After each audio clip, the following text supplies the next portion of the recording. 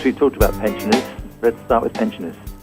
Yeah, pensioners who potentially concerned about being negatively impacted by this coming budget, there are some things that they can actually do this financial year or this year to help, I guess, combat those changes. One of the changes that they've sort of flagged at the moment is that those people that have on the age pension that have got a significant amount of assets. Now, you can be on the age pension and own your own home and have other assets out of over $1 million.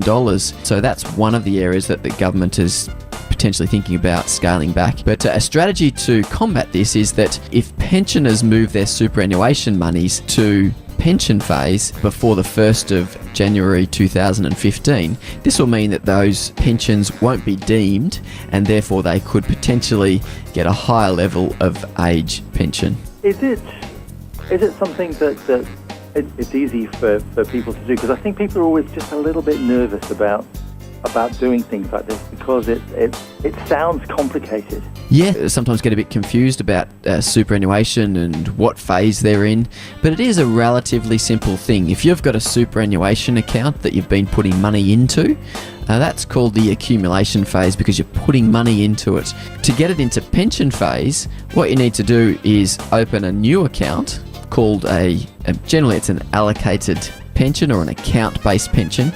And it's just like opening a second bank account. So you're moving your money from your accumulation account over into a pension account.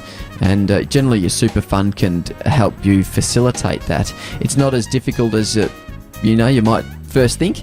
And it is very much just like opening a second bank account. You're moving money from one account to the next account. There are other benefits of doing that in that you pay no tax in the pension phase, whereas there's 15% tax on earnings in the accumulation phase. So there are definite benefits in moving from one phase or the accumulation phase to pension phase.